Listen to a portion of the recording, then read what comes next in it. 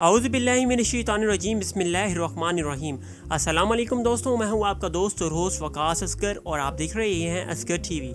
ناظرین گرامی، سورہ قدر میں بیان کی گئی کچھ آیتوں کا ترجمہ پڑھ کر لوگ اصل معنی سمجھنے کے بجائے گمراہ ہو جاتے ہیں، لہٰذا اس کے بارے میں اللہ تبارک و تعالیٰ اپنے بندوں کو کامیاب ہونے کا صرف ایک ہی راستہ بتاتے ہیں کہ وہ اللہ تبارک و تعالیٰ پر ایمان لائیں، اور اس ایمان کے ذریعے وہ اپنے بندوں کو بھی آزماتا ہے۔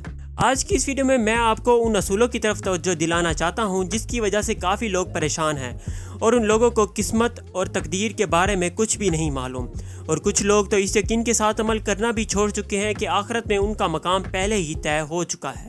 کچھ گروہ کے لوگ تو سورہ قدر کو برا بھلا بھی کہتے ہیں اور کہتے ہیں کہ اسی کی وجہ سے ہم برے اعمال کرتے ہیں، نعوذ باللہ۔ مگر اس ویڈیو کو دیکھنے کے بعد آپ قسمت اور تقدیر کے بارے میں فرق جان سکیں گے۔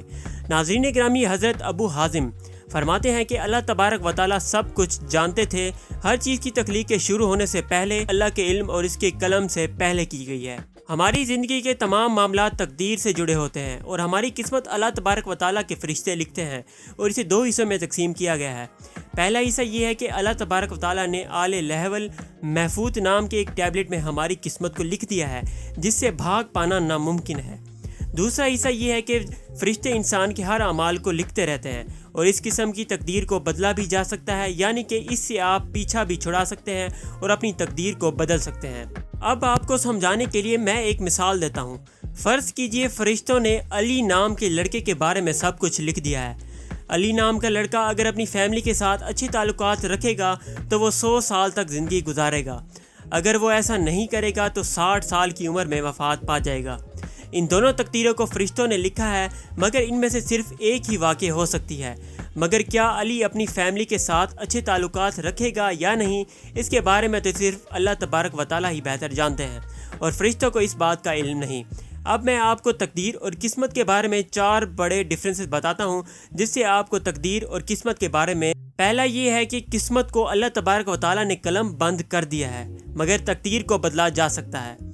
دوسرا یہ کہ ہماری پیدائش سے پہلے ہی ہماری قسمت لکھ دی جاتی ہے اور تقدیر کو بعد میں لکھا جاتا ہے۔ تیسرا یہ کہ ہماری قسمت اللہ تبارک و تعالیٰ نے لکھی ہے جسے بدل پانا ناممکن ہے، اور ہماری تقدیر فرشتے لکھتے ہیں جسے بدلا جا سکتا ہے۔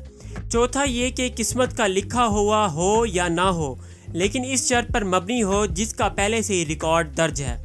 ناظرین گرامی، ہمارے فرشتے ہمارے اعمال لکھتے رہتے ہیں، مگر کچھ لوگوں کا ماننا ہے کہ تمام تر برے اعمال کو بدلا نہیں جا سکتا، مگر کچھ لوگ اس سے اتفاق کرتے ہیں اور کہتے ہیں کہ برے اعمال کو بدل کر نیکی میں ڈھالا جا سکتا ہے۔ اس بحث کا سب سے بڑا جواب اللہ تبارک و تعالیٰ خود ہی دیتے ہیں کہ اللہ جس چیز کو چاہتا ہے ختم کر دیتا ہے، اور جس چیز کی چاہتا ہے تصدیق کرتا ہے، اور اس کا ماسٹر ریکارڈ بھی رکھتا ہے۔ تو ناظرین گرامی، امید کرتا ہوں کہ آپ کو تقدیر اور قسمت کے بارے میں ڈفرینس پتہ چل چکا ہوگا۔ تو مزید ایسی ویڈیوز دیکھنے کے لیے میرے چینل کو سبسکرائب کر دیں۔ اگر یہ ویڈیو پسند آئے تو اس ویڈیو کو لائک کریں، کمنٹ کریں، اور اس ویڈیو کو زیادہ سے زیادہ شیئر کریں تاکہ یہ ویڈیو آپ کے فرینڈز اور فیملی ممبر تک لازمی پہنچ سکے اور انہیں بھی تقدیر اور قسمت کے بارے میں پتہ چل سکے۔ تو میں ملوں گا آپ سے نیکسٹ ویڈیو میں، تب تک کے لیے دیجیے مجھے اجازت۔ اللہ حافظ۔